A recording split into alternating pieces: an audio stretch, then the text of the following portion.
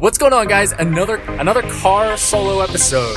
How to close up those holes that you poke in our wallets. Coming up. If you like this episode, be sure to hit the subscribe button.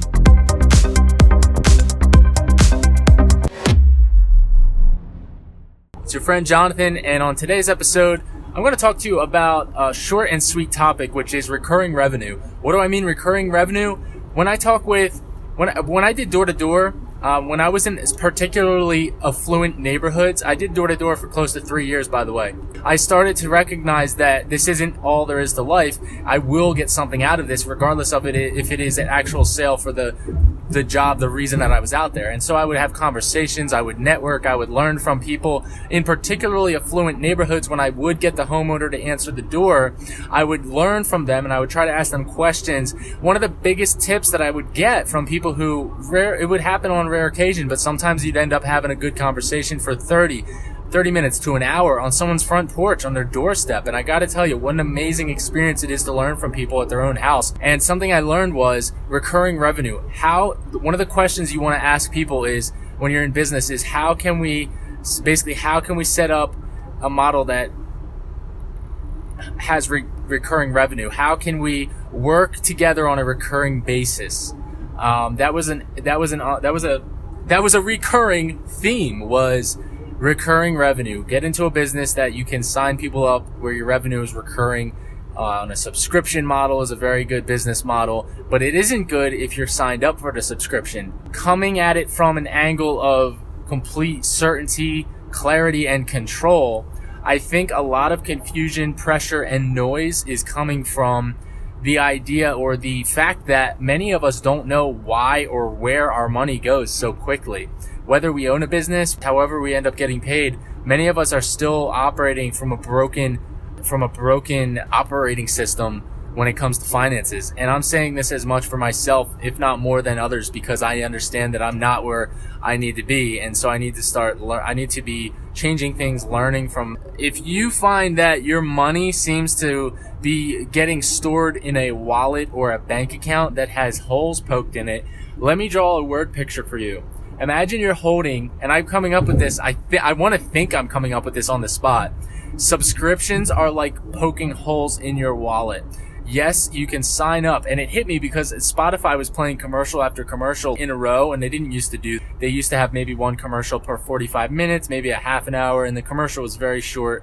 So many of my peers, I know a lot of us pay for Spotify Premium. It's $10 a month, not that big a deal, well worth the price, right? Well, you be the judge of that. I don't pay for it, but Spotify lately has been railing me with commercials, and I understand that there's no value for me to be wasting my mental bandwidth filtering commercials, and even just being annoyed by them is so terrible, especially when you have a particular playlist that you're trying to hit those certain tunes and jam out. I was thinking to myself, just do it. Just get a subscription. What's the big deal? $10 a month. The idea is this. I don't like having subscriptions myself because it is literally poking a hole in your wallet. A subscription is not like, for me, I'm very old school. I love the idea of, here's $20, give me whatever I just bought and I can hold it in my hand. I also work for a tech company. I also have a lot of involvement on the online social media space, so I recognize that it's not, the world we're living in is very different from that most of the time nowadays. There's a lot of even physical products being sold with digital money being sent. Like, your money in your bank account is never paper, it's just digital. It's literally just numbers on a page. So the crazy thing is, if I was to just say, okay, $10 a month, some of you may be saying, what's the big deal? You might be saying, what's the big deal? It's $10 a month, John. Stop being so cheap. Look, if there's a reason I need to have my music play perfectly without any interruptions, then I'll pay for it.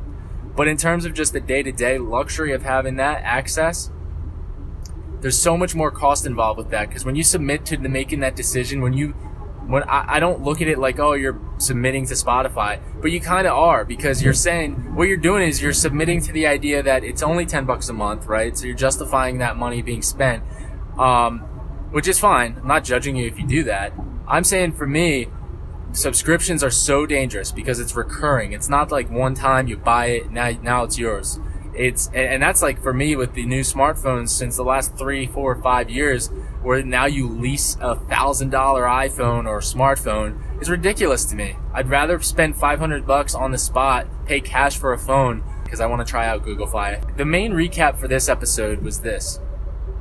If you find that your money's drying up too quick, go and assess all of the holes poked in your own wallet, in your own bank account, in the form of subscriptions.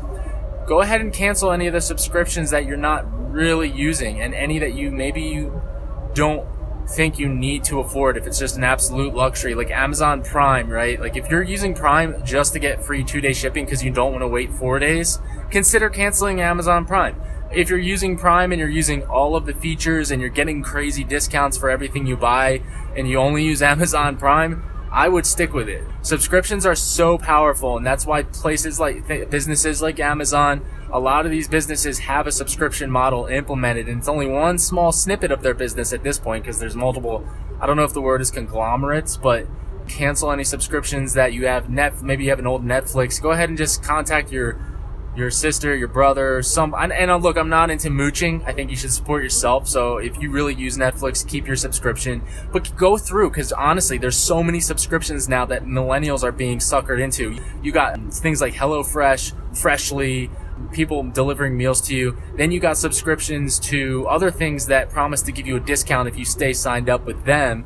Then you got subscriptions to Amazon Prime, and then you got Netflix, then you got Spotify, then you got, if anyone's on Pandora, I don't think anyone buys a Pandora subscription. That's just the way it is. There's so many subscriptions. Gym memberships, all this stuff, it adds up so quick. I don't have Amazon Prime. I don't have Spotify Premium. A lot of that stuff I plan to get once the volume of my purchases can easily justify the purchase. At Spotify, I've probably reached that threshold. I think biggest thing is recognizing and checking ourselves if we are to simply say it's only $10. Wow, you are so scarcity mindset focused. I'm not. I'm telling you, I'm saying this predominantly for anybody who can improve on their money game. And I think that's everybody. I think everyone can improve.